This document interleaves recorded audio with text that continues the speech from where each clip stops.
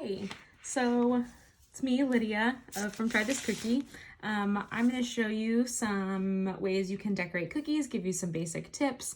I always recommend to do whatever you want to, obviously, but there are some tips that might make your decorating a little bit easier, and then I'll give you some general ideas on how you could decorate, but let your creativity go wild, and yeah, we'll have a good time.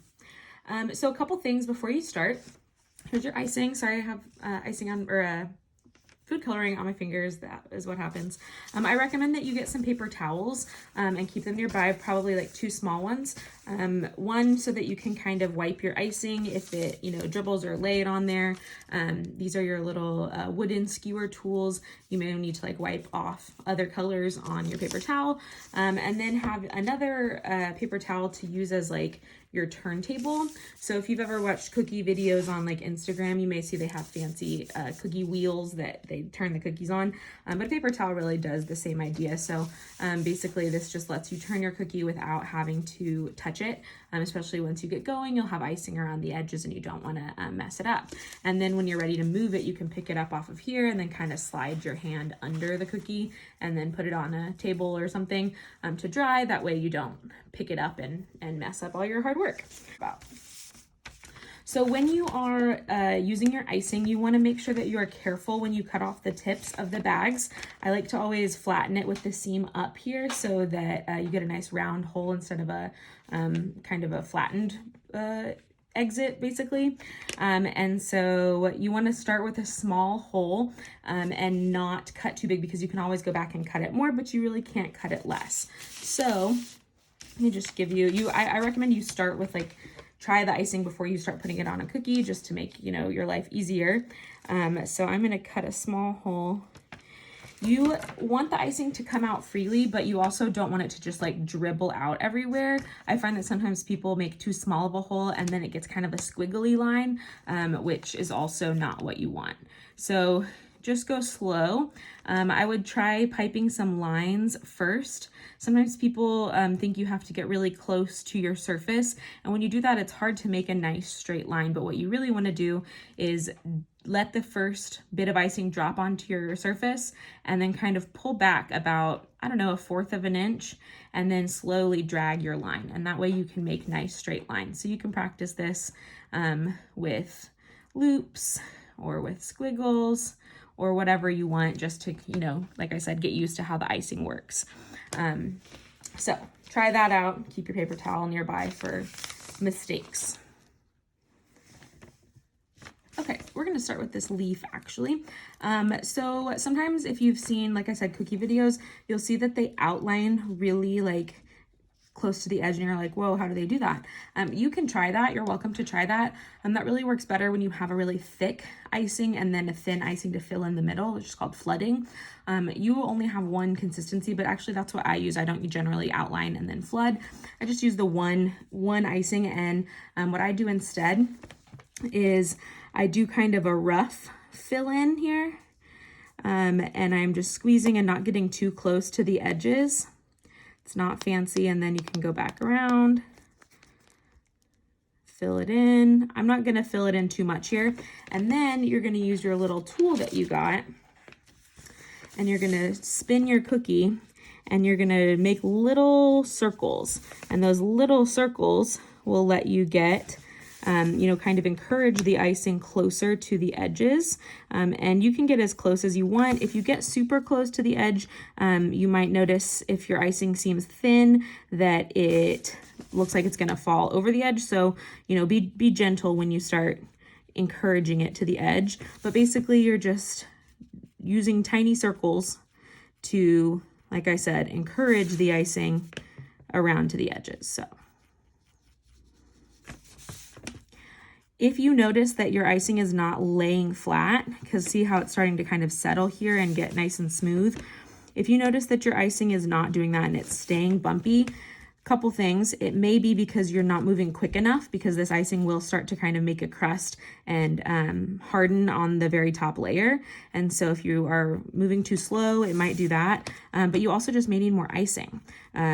if you add, like if I felt like this wasn't enough, I could add some more icing onto here, and it would all meld together while it's wet like this. So if you're feeling like you have to like scrape a whole bunch and that it's not laying flat, then you probably just need more icing. I find that a lot of beginners are afraid to put too much icing.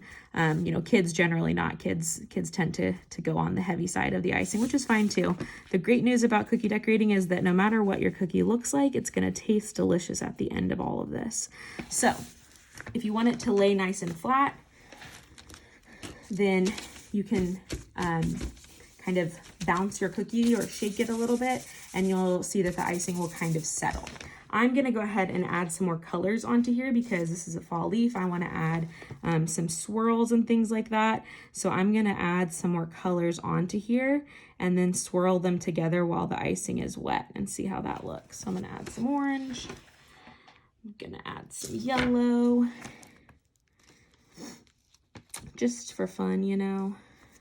I think I'll keep the red out for now. And if you do this while it's wet, then you can, you know, make it settle together instead of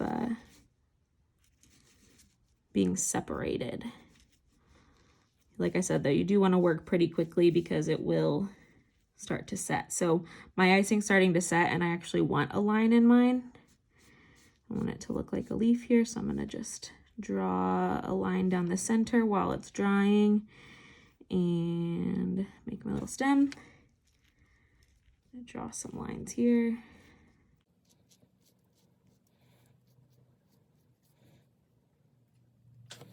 There you go. Beautiful, right? You could do a whole bunch of those, any colors you like, and just set it to the side and let it dry. And or not. I mean, if you want to eat it right now, then go for it. So now that this leaf cookie has dried a little bit, I can go back and add more details that won't melt in together, that will show up. So I'm just gonna draw kind of like what I was doing before. I'm gonna do a line down the center. Again, you don't wanna get too close to your cookie. If you find that you accidentally cut too large of a hole, your cookie kit does include an extra piping bag, so you can just snip a bigger hole in this, put it inside the other one, squeeze all the icing out, and then try again with a smaller cut.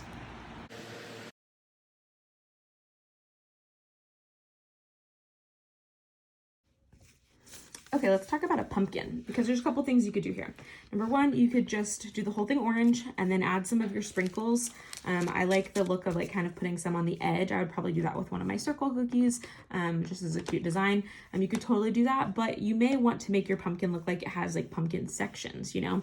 And the way you have to do that is you'll have to let it dry between times. So you'll, you know, start this cookie, set it in front of a fan or put it off to the side, and then come back to it later. So we're gonna do some of the sections to begin with, let it dry, and then we'll come back to it to fill the rest in.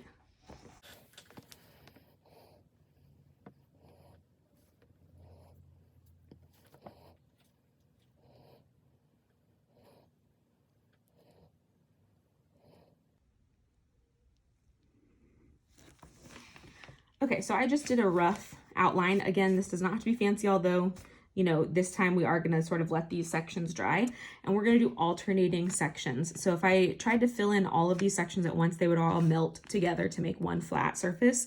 But instead I'm gonna do these outside ones and the inside center one, let those dry, and then I'll come back and do these two separate ones, and then they'll look separate because they gotta dry separately.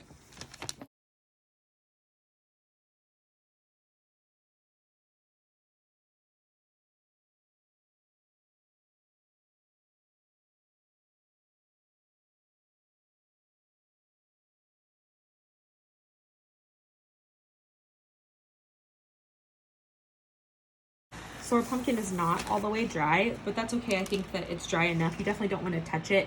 I would say give it at least, you know, 10-15 minutes before you try to do the second section. But once you do, you should be able to fill it in without it squishing together.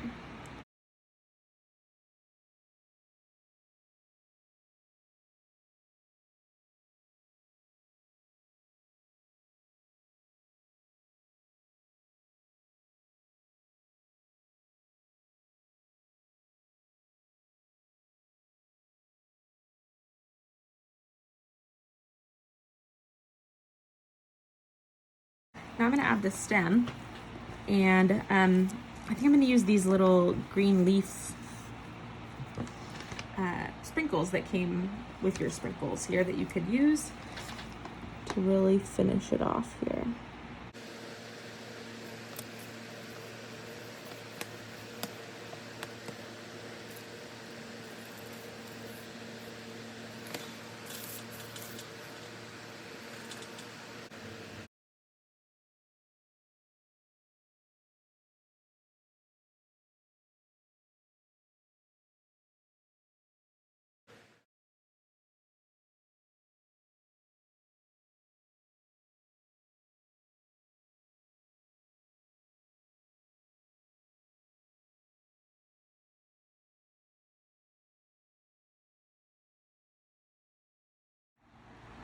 Be sure to wait to add the brown part of your body so that it will stand on top of your icing.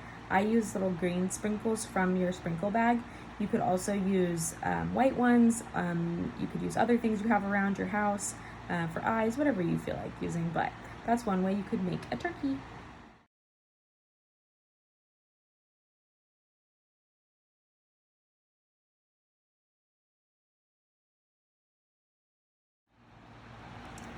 So I just wanted to let you know, if you are choosing to do sprinkles on a cookie, keep in mind that sprinkles, especially a lot of sprinkles, can be heavy. So if you get, if you're doing your icing and you get too close to the edge and then put sprinkles on top of it, it is likely it could overflow because, you know, it weigh down the icing. So just give yourself a little bit more of an edge on those around the outside, and then it won't overflow.